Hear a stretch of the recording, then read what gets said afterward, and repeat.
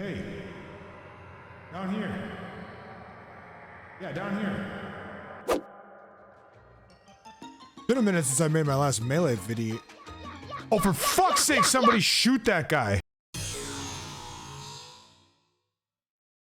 Well, now with that terrorist gone. A while ago, I made a video saying some stupid shit like this. But I'm gonna make another video in a couple weeks. Yeah, that never fucking happened. But today, I finally make that video. Let's not get it twisted. I am no smarter than the average netplay Falco. I too only eat hot chip, laser, and die.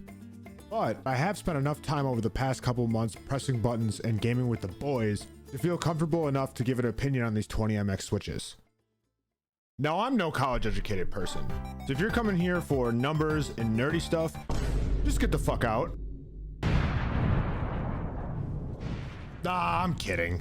I'm gonna link an excellent video by Crane's Lab below where he goes over pressure and force and how much it takes to actuate one of these switches. Now for my thoughts on Sanwa's versus 20MX switches, and are they worth it? My first thought after playing on these 20MX switches for a while is that the pressure and the actuation is a lot more responsive than the stock Sanwas. The Sanwas almost feel like squishy, and I was feeling like some of the time I was inputting L cancels and other tech at the right time, but because of the way I pressed, it like didn't register. It's kind of hard to describe it really, but I really prefer the straight up and down actuation press of the 20MX switches to the stock Sanwas in that regard. The second most noticeable thing to me was the sound of the switches. I feel like these switches are quite a bit louder actually than the Sanwas, but for me that wasn't really an issue, but I wanted to put that in the video just in case it is an issue for you. I think they sound better overall as a press, but it's not really a big selling point to me, but I thought I would say it anyway just in case, you know, that's something you're looking for. The reliability is probably the third and biggest thing I noticed from not only the quality of the press, but also for the longevity of the controller. The video I mentioned earlier goes over how it can withstand many millions of presses more than the cheaper quality Sanwas. And for that alone, I think if you're serious about playing on a rectangle controller, that is worth the $70 right out the gate. Now, to wrap up my thoughts on these switches and if they're worth it for you, and I also want to give a few tips on how I play on my controller and also how I change my play to best utilize these switches. Answering the question of if these switches are worth it to you is kind of a personal question, and it's going to be a case-by-case basis. A, am I planning on just trying digital controllers out? Or B, am I planning on making the switch for good, and do I want to take the game seriously enough to relearn the tech and relearn the game from the ground up? If you're in Camp A, you could probably hold off on buying these.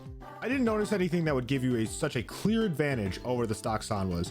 And the stock switches are honestly like pretty good, and especially if you're just a hobbyist and just want to try the controller out. The extra $70 price point isn't going to be worth it to you because you're probably just going to hop on Slippy every once in a while. It's not going to make a noticeable difference in your play immediately, so you might want to save the $70 for something else. If you're in Camp B, you play a lot of Slippy and you want to compete with this thing, I would say they're very worth it. Immediately, you'll be thankful for the consistency of each press and the longevity these switches give. I do recommend if you haven't bought a box yet and you're planning on switching, have these pre-installed so they're done correctly because they do take a lot of time and readjusting to replace each one and get it just right. But also if you have a box, I would say it's really worth the upgrade in the couple hours it takes to remove the Sanwas and put in the 20MX switches. And lastly, a few tips about how I found the most success with the controller and these switches.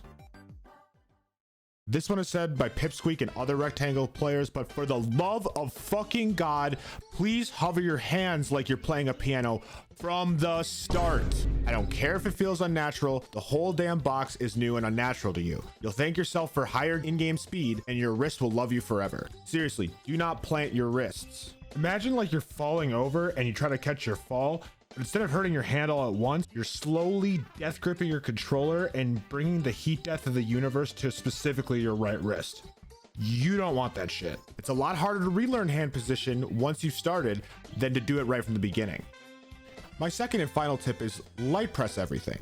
I've found so much more success in L canceling, hacking, frame tight links, and overall speed increase in my game from doing this. Luckily, hovering your hands is kind of getting you half the way there because your fingers aren't locked to anything. They can move more freely. You're not death gripping your controller. They're just gliding across the buttons. So please stretch, light press, hover, and collect W's.